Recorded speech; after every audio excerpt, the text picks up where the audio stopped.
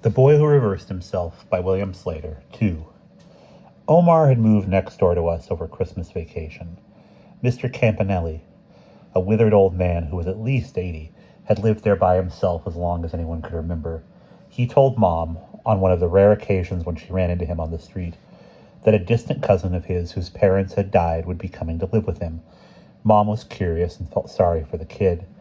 The day after he arrived, she suggested that I invite him over to watch TV or play a game on my new Macintosh. I didn't feel like going over there and pushing myself at some strange boy whose parents had just died. What would I say to him? It would be awkward and embarrassing. I wanted to ask her why he couldn't watch TV at Mr. Campanelli's, except that Mr. Campanelli probably didn't even have a TV. He was a strange, foreign old man who kept away from people. He emerged from seclusion only periodically to lead the fight against the State Highway Commission, which kept wanting to tear down our block to build a highway interchange. In any case, Mom would think it was horribly selfish of me to refuse to be friendly to this poor kid who would suddenly become an orphan. So I sighed and gritted my teeth and trudged over there. Even if Mr. Campanelli hadn't kept his shades closed all the time, you wouldn't have been able to see inside because of the thick, unkempt pine trees that grew right up against all the windows of the old stucco house. The place looked as though it hadn't been painted in years. I rang the bell, feeling apprehensive. I waited. The door opened a crack, and a dark brown eye peered out at me. There were no wrinkles around it, so I figured this had to be the kid Mom had seen. "Hi, my name is Laura. I live next door," I said. "I thought maybe you might want to come over and watch TV or something." "Huh. Oh, yes," he said, and popped out of the house without even getting a jacket. He slammed the door behind him so fast that I couldn't get a glimpse of what was inside. "My name's Omar." He spoke with a slight accent, and he looked foreign, with olive skin and a long, dark shock of hair that kept falling into his right eye. He was definitely plump, and about 6 inches shorter than me. There was a big gap on the right side of his mouth where he was missing a tooth. It gave his face a clownish look. "Well, come on," I said, since he was just standing there, poking his tongue through the gap where his right tooth was missing, staring past my shoulder. "If there isn't anything on TV, maybe I could show you the new Macintosh I got for Christmas." "What's a Macintosh?" he asked, plodding behind me across the snow-covered lawn. He was wearing funny-looking sandals, I noticed, in the middle of winter, and he had never heard of a Macintosh. A weirdo, I said to myself.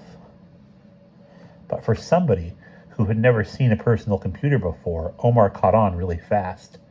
By the time Mom brought us a snack, he had beaten me twice at Interstellar Pig, and I was ready for a break.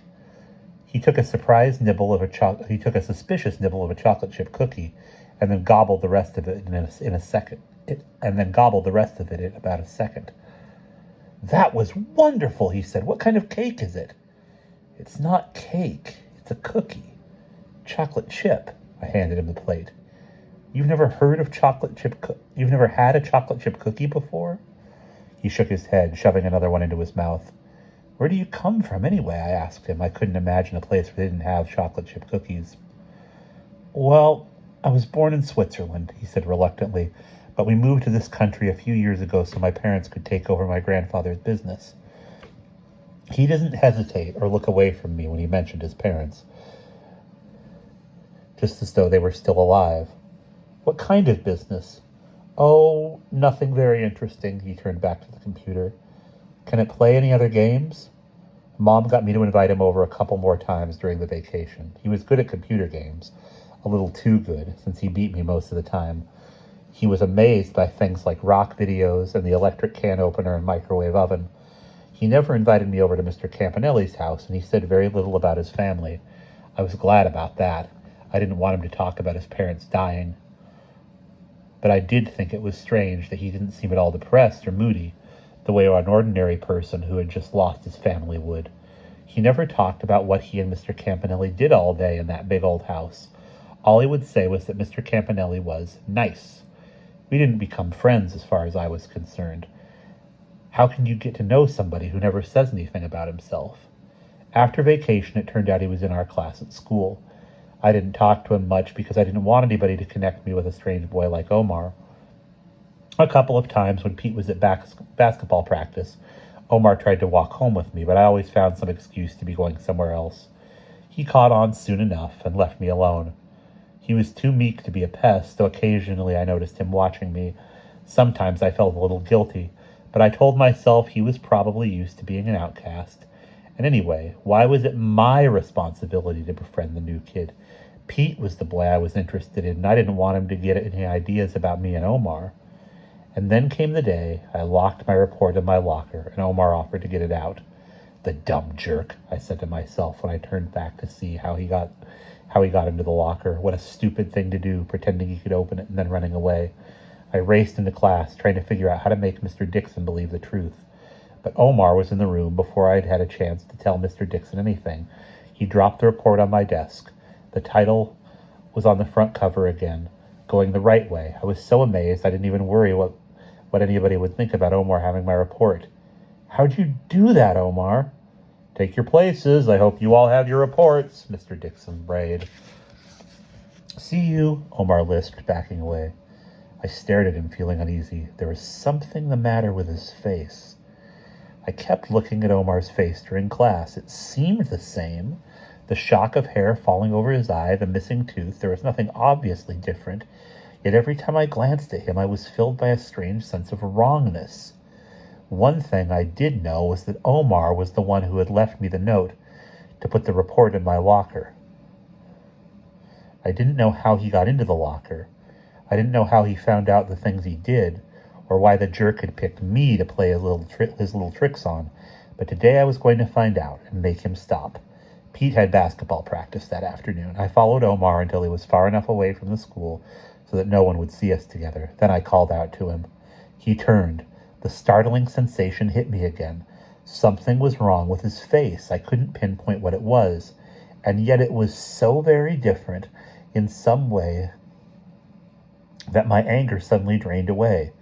I was a little frightened again. Omar, you put that note in my locker, didn't you? I demanded when I reached him. And you put the report in there too? He wouldn't look at me directly. Note? He said. Come on, Omar, it had to be you. You got my report out. I didn't say anything about the report being in mirror writing. I didn't say anything about the report being in mirror writing. I must have imagined that.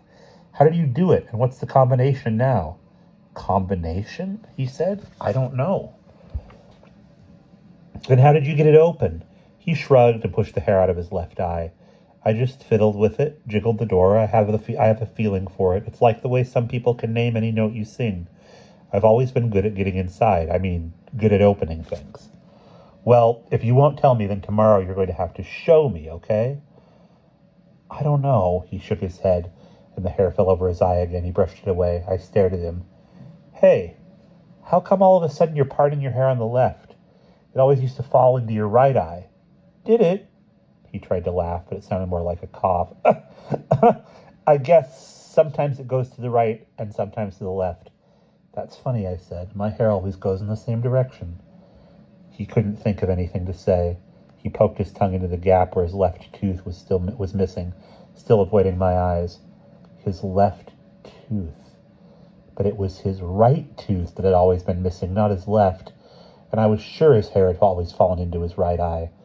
That was what was wrong with his face. It was reversed, turned around. Everything was on the opposite side from where it had been before. And that is the end of chapter 2.